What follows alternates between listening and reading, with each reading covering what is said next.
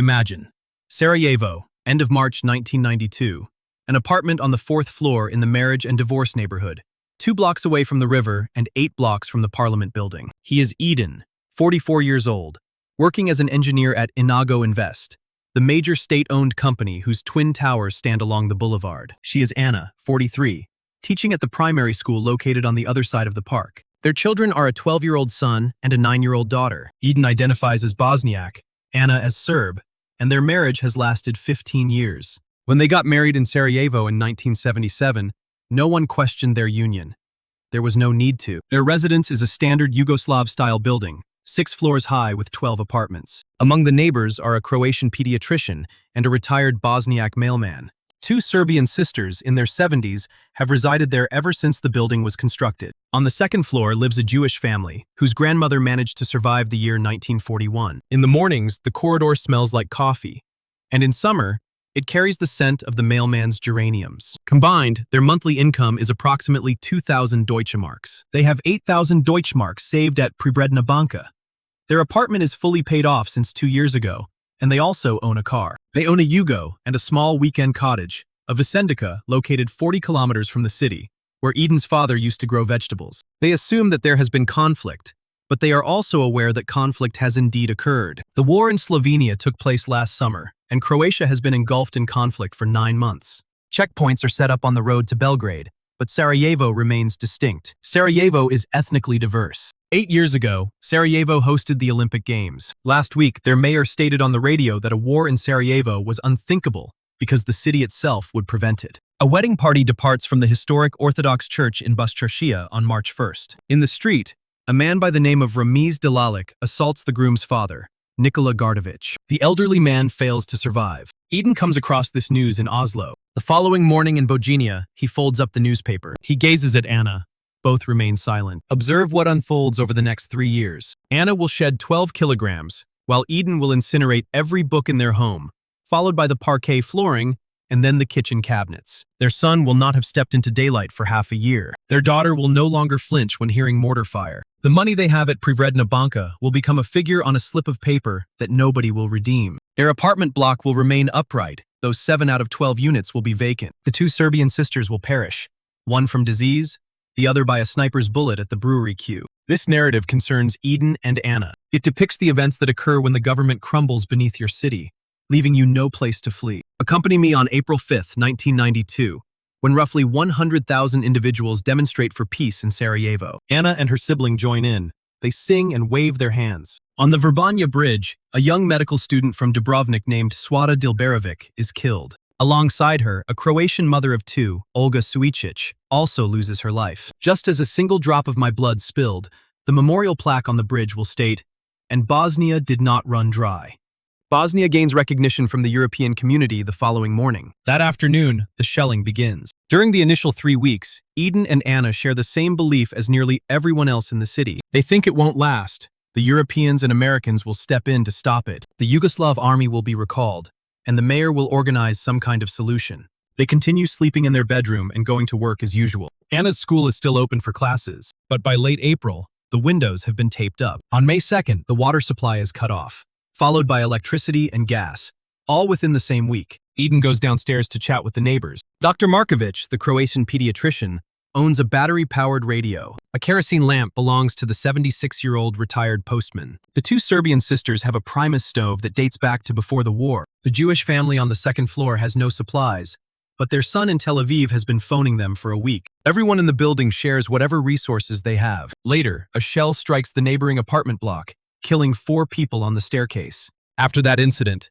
nobody talks about returning to normal. Ana stops going to her school. Then her school ceases to exist, and the roof gets blown off in late May. By June, the children from the building meet in the basement of building number 11, 2 floors underground. Ana is among 3 teachers who work in shifts, each from a different former school. She instructs Bosnian language and literature in sessions lasting 2 hours, yet lacks any textbooks. 9 children have to share only 3 notebooks, and they hand around a single pencil as of May 27th. 22 people die when 3 mortar shells hit a bread queue on Vaz Meskina Street, just a 10-minute walk from the apartment. The following morning, a man wearing a tailcoat places a chair inside the crater and performs Albinoni's Adagio in G minor. His name is Vedran Smilovic, the first cellist of the Sarajevo Opera. Later, people will claim he played for 22 consecutive days, but Smilović himself will deny this at 4 in the afternoon. He had played in Sarajevo his entire life.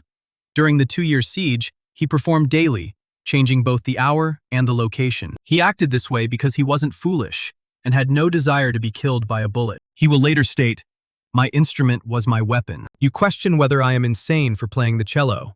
But why don't you ask whether they are insane for bombing Sarajevo?" One Tuesday in June, Ana hears him playing in a courtyard close to the National Theatre, and she returns home in tears. By early July, the apartment's food supply is exhausted, and all shops are bare by the middle of July. The UNHCR initiates the airlift on the 2nd day of that month. For the following 3.5 years, the city's inhabitants will subsist on whatever can be transported by airplane. The shipments contain American crackers left over from previous conflicts, and Vietnamese wafer cookies, rationed at 6 per child. There are tins of Dutch processed cheese and cans of beef so unpopular that after the war, the citizens will build a mocking monument in its honor. The grateful people of Sarajevo dedicate it to the international community. Edin drops 8 kilograms during the initial 3 months. Ana loses 6 kilograms, while their son gains 2 centimeters in height and maintains his springtime weight.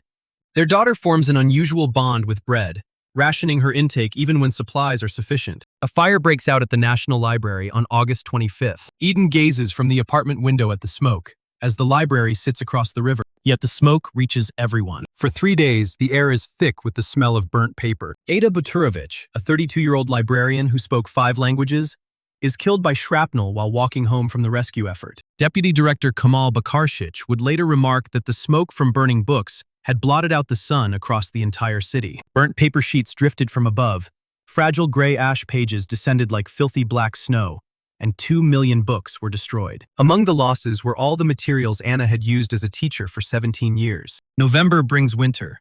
Their apartment's temperature plummets to -8 degrees Edin. He constructs a stove using a 5-liter humanitarian aid can, 3 flat metal strips, and a piece of pipe. The pipe is salvaged from a shop that was bombed on the next block. The neighbors refer to it as the Sarajevo can conserver. Edin sells 2 of these stoves, each fetching him 7 packs of Drina cigarettes, which serve as the city's informal currency. The firewood initially comes from the parks, then from the cemetery trees, and finally from within the apartment itself. Edin begins with the books he is willing to part with. He incinerates encyclopedias, outdated engineering guides, and then his university textbooks. Ana weeps the night he burns the collection of Ivo Andrić that her father had given her for her 30th birthday. He spares her copy of Andrić's Bridge. At the Driner, he burns his parquet flooring in January, his kitchen-covered doors in February, and his dining table in October. By spring 1993, Edin and Ana had established a routine. They rise at 4 each morning.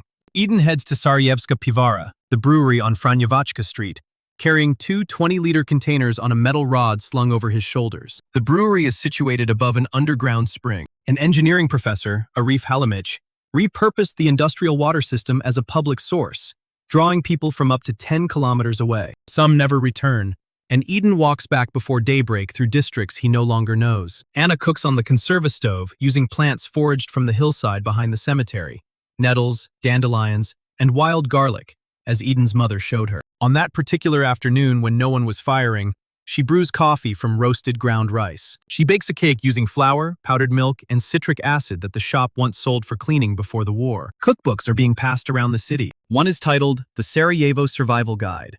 Residents hand-copy the recipes and pass them from one building to another. Their savings at Profredna Banka have vanished, not stolen, but consumed by inflation. The dinar, followed by the new dinar, then the second new dinar. The book remains in the drawer alongside their wedding photos, and Edin holds on to it for the same reason he keeps those photographs. The apartment turns into a workshop, while Ana gives lessons in the basement of Building 11. Edin repairs generators and water pumps. For any mechanical work, he accepts payment in cigarettes, coffee, or half a liter of cooking oil. The standard unit of value in the city becomes 1 liter of oil, equivalent to 10 packs of cigarettes, which equals 1 Deutschmark. He occasionally works for free because the person asking has nothing to offer. In May 1993, a young woman called Anela Najic wins a beauty contest held in the basement of the Bosanski Kulturni Centaur. A banner is held across the stage by the contestants, bearing the English words, "Don't let them kill us." Bill Carter, a British filmmaker, uploads the footage to YouTube, where it turns into a song 2 years later. July sees the opening of a tunnel beneath the airport runway. Hand-dug from both ends, the tunnel measures 800 meters in length, 1.5 meters in height, and 1 meter in width. Each day, the workers who dug the tunnel were paid 1 pack of cigarettes. Every day, between 3,000 and 4,000 people make their way through the tunnel, frequently wading in water up to their waists. Within a year, the tunnel will also house an oil pipeline, a power cable, and telephone lines, all running alongside the pedestrians. Edin's brother, living in Munich, proposes using the tunnel to help the family escape. Edin refuses, explaining that Anna wouldn't survive in Munich. The children might, but he and Anna wouldn't. In August, American writer Susan Sontag arrives in Sarajevo and stages Waiting for Godot at the Youth Theater. The performance is by candlelight, and only Act 1 is presented. The mayor bestows honorary citizenship upon her. In her speech, she states that she can't picture being anywhere else during the war. In October, the Bosnian government removes the wartime gangsters who had been operating their own checkpoints within the besieged city, including Musan Topalovic. Musan Topalovic is known as Kako, Ramiz Delalic goes by Cello, and Yusuf Razina, nicknamed Yuka, had already died in Belgium following Operation Trebovich. Edin no longer needs to pay a fee to a 19-year-old in uniform at the market entrance. After being absent for a year and a half, the state makes a partial return to its own stairwells. Dr. Markovic, the pediatrician living on the 3rd floor, provides free treatment to the building's children, all in his candlelit apartment. Though he has lost his clinic and his nurse, he still has his stethoscope and his patients. In February 1994, when Anna's daughter contracts a chest infection, Dr. Markovic goes down 1 flight of stairs and spends an hour listening to her lungs. During that same week, on February 5th, a single artillery shell struck the McCall market, just 10 minutes from where they lived. The attack left 68 dead and 144 wounded. That afternoon, the Sarajevo String Quartet performed their 100th wartime concert. 2 blocks away, here's what kept Edin and Ana alive for 1,425 days. None of it is romantic. There was only what worked at first. Organizing water and food at the building level, not per household, is the single most critical factor for surviving a siege. No individual family had enough manpower to complete all the tasks required for survival. Edin walked to the brewery for the whole building. Not just for his own family, he carried 40 liters at a time. The Croat pediatrician on the 3rd floor traded medical care for a share of that water. The 2 Serb sisters exchanged their premium stove time for it. And the Jewish family on the 2nd floor traded their sons' wire transfers from Tel Aviv for it. By the second winter, the building was eating, drinking, and washing as a single organism with 12 cells. Second, the skills that the new economy actually valued. Edin was an engineer before the war. This meant he earned about 1,000 Deutschmarks at Inago Invest during the war. It meant he could fix a generator in 20 minutes for a pack of cigarettes. Anna was a teacher before the war. During the war, her job was to deliver the curriculum. Her job was to keep 9 children sane in a basement. Both jobs paid almost nothing in money, but both paid in social standing. Before the war, the wealthiest neighbors didn't fare the best. It was those with practical skills who thrived. A doctor, a seamstress, a mechanic, a carpenter, an electrician, and a midwife. Living 1 floor down was a man whose 1970s hobby of fixing radios turned him into the electrical expert for 3 buildings during the war. Thirdly, the mixed marriage and the ethnically diverse apartment block. Anna, a Serb, lived in a city besieged by a Serb army. Outside the building, that reality could be perilous. Inside, however, it provided stability. In the summer of 1993, when Keiko's men climbed the stairs seeking conscripts for digging trenches, they left Edin alone. The building's resident list included a Serb. Heterogeneous apartments and buildings allowed the city to understand itself. They served as a reminder to all, even the gangsters, that this conflict wasn't between communities, but an army waging war on a city. Outside the city, between 60,000 and 90,000 Serbs continued to live inside the besieged Sarajevo. Approximately 1,000 of them were killed by shells fired from their own ethnic group. General Jovan Divjak, the highest-ranking Serb officer in the Bosnian army, stated it bluntly. It was only natural to stand alongside the unarmed who confronted the guns directly. The cultural activities, which outsiders considered a luxury, persisted. On the day of the deadliest single-market attack, the Sarajevo String Quartet performed its 100th concert. The Sarajevo War Theater premiered its production About a Shelter on September 6, 1992, and performed it 97 times. During 1,425 days, the daily newspaper Oslobođenje failed to publish on only 1 day.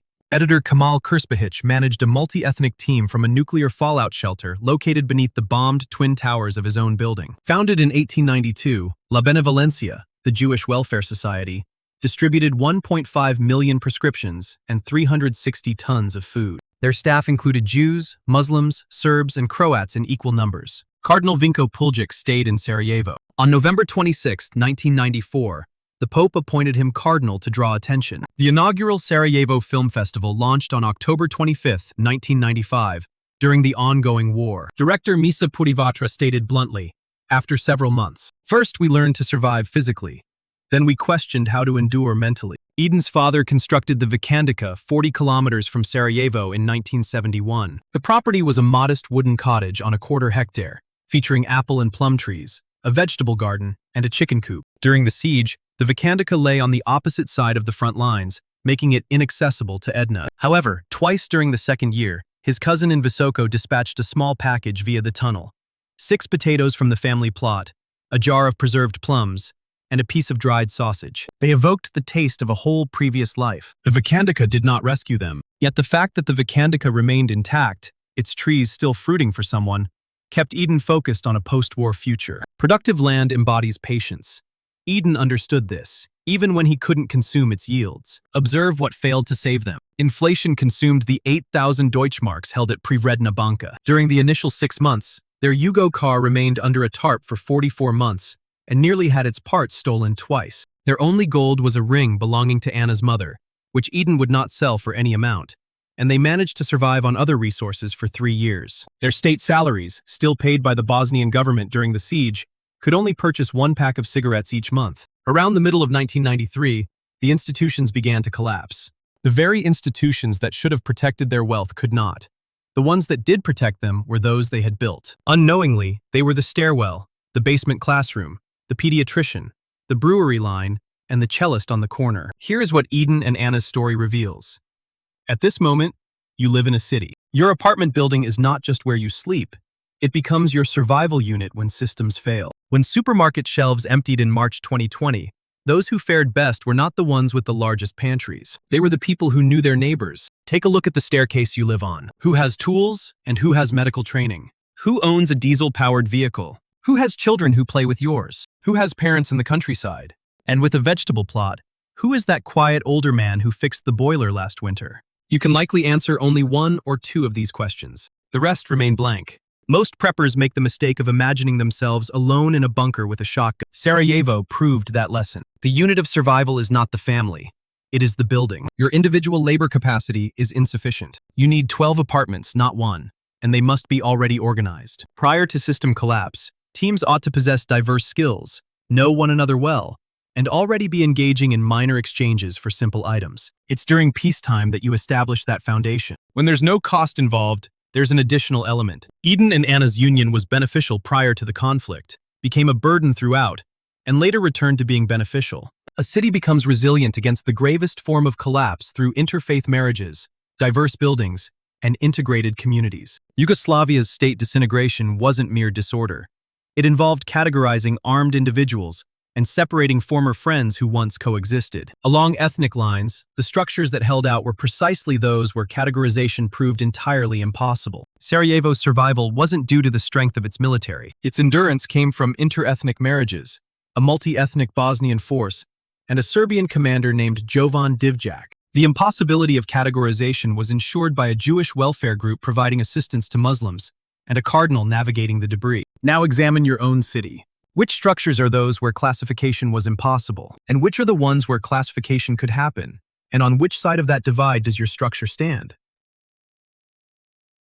Edin and Ana continue residing in their Mariendorf apartment, while their son resides in Vienna. Their daughter instructs at the identical school Anna once taught at, which resumed operations in 2003. Privredna Bank shut down, and the 8,000 German marks were never recovered. For 44 months, the Vindicator remained on the unfavorable side of the boundaries, while thieves made off with everything they could haul. However, the trees endured, and Edin's cousin from Visoko, the one who dispatched the potatoes, passed away in 2017. Together, they attended the funeral. If you inquire with Edin and Ana about what kept them alive, they never mention the cellist, the tunnel, the Bosnian military, or the airlift. Their building is mentioned, their staircase is mentioned, and Dr. Markovic on the 3rd floor is mentioned.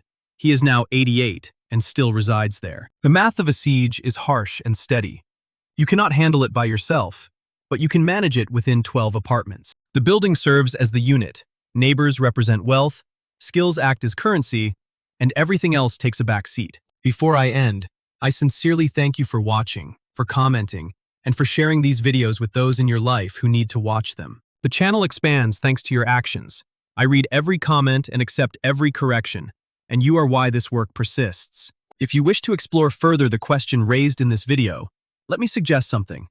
My team and I have just released our debut book. It is an adaptation of the earliest known economics book, authored by Xenophon of Athens in 362 BC. He served as a soldier, studied under Socrates, and worked as a gentleman farmer. He composed a dialogue on the very question this video addresses. What constitutes genuine wealth? His response, 2,400 years old, remains more relevant than any survival guide currently available. Wealth does not consist of gold stored away. It is the capacity to generate production from things. For a man who knows how to ride, a horse is wealth.